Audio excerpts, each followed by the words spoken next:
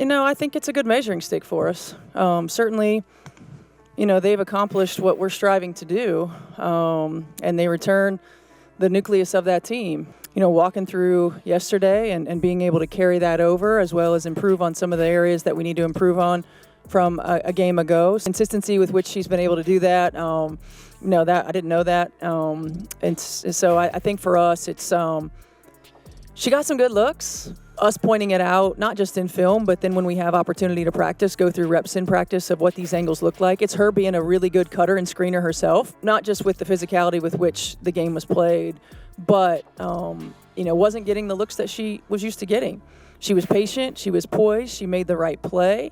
The play that she made at the end of the ballgame to find AB was elite. No one expected it, not from them, not in that moment. But what started as a routine team meeting behind closed doors exploded into one of the most talked about internal confrontations in the WNBA this season. Caitlin Clark, the rookie sensation taking the league by storm, and Stephanie White, the Indiana Fever's head coach and a former WNBA Coach of the Year, locked horns in a heated exchange that shocked teammates, rattled staff, and left the basketball world buzzing. Tensions had been simmering for weeks. While on the surface the Fever appeared to be finding their rhythm, grinding through close wins, suffering through growing pains, beneath the surface there was friction. Caitlin Clark had been under pressure since the moment she was drafted. Every move, every pass, every miss, every stare from the bench dissected by analysts, commentators, and social media mobs alike. Add to that the physical pounding she's taken on the court. Cheap shots, hard screens, no calls, and it was clear something was going to give. What no one anticipated was that it would happen with her own coach. According to multiple sources familiar with the situation, the argument between Clark and White occurred during a film session after a frustrating home loss. The Fever had fallen short once again, and the locker room was heavy with silence. Stephanie White, known for her intensity and high standards, opened the session with a critique of effort and focus. She called out defensive lapses, lazy switches, and missed assignments. Then the clip played, Caitlin Clark failing to fight through a screen, then trailing the play as the opponent hit a corner three. White froze the video. "This is the moment," she reportedly said. "This is where we lost control." Clark, still seated, didn't flinch, but her jaw tightened. A teammate says you could see it coming, the shift in her eyes, the way she crossed her arms. Then came the moment. "With all due respect, that's not the play that cost us the game," Clark said firmly. "That's not the moment." White stared at her for a beat. "Then tell me what is." Clark paused. "It's when we stopped trusting each other," she said. "When we started playing scared. That's on all of us, but I'm not going to be the scapegoat every time we lose." The room went silent. Players leaned forward. Some were shocked she pushed back. Others? They nodded quietly. And that's when things escalated. "You think this is about scapegoating?" White snapped. "This is accountability. You want to lead? Then lead. You want to change the culture? Then show up on defense. Make the extra rotation. Dive for the loose ball. It's not about your stat line." Clark stood up. "I never said it was, but let's not pretend like this isn't personal. Every time I challenge something, it becomes a problem. Maybe it's not just about effort. Maybe it's about how we're being used, how we're being coached."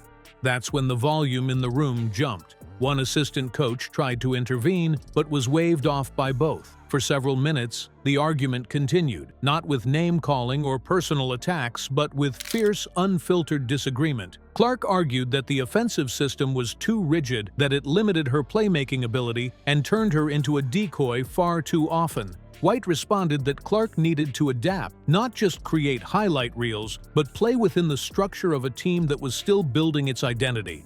"There's no shortcuts to greatness," White said sharply. "You don't earn stripes because of hype." Clark didn't back down. "And you don't win games trying to clip someone's wings." It wasn't about ego. That's what teammates say now.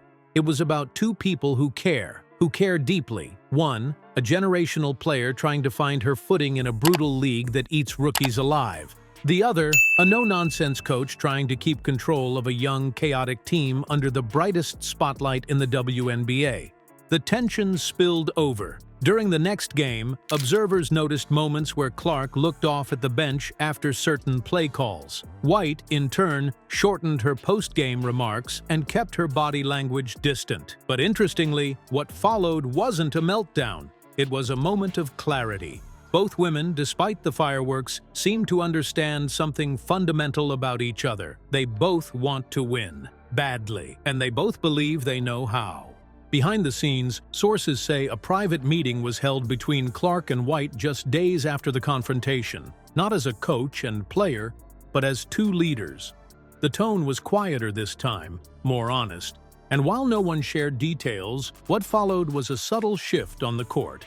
Clark began moving off the ball more, trusting the offense to come back around. White opened up more early transition plays and pick-and-roll freedom. The result? The Fever looked more dynamic, more fluid. They didn't win every game, but they started looking like a team that had found its voice. A team that had finally, maybe painfully, learned to speak the truth out loud. But not everyone saw it that way. The media storm after reports of the argument broke was intense. Headlines screamed about drama. Pundits asked if White had lost the locker room. Others wondered if Clark had crossed the line by confronting her coach. Former players were split, some applauding the passion, others warning that too much noise too early could fracture chemistry. Social media, predictably, turned it into a circus. Clips of Clark's frustrated gestures were looped endlessly. Hashtags trended. Everyone had a take. But in the middle of the storm, Clark kept playing. White kept coaching. And the Fever? They kept fighting. This wasn't just a rookie lashing out or a coach losing control. This was two alpha personalities colliding in a league that often demands compliance. It was messy, it was real, but it was also necessary. Because in a league struggling for attention, for investment, for narrative, here was something raw.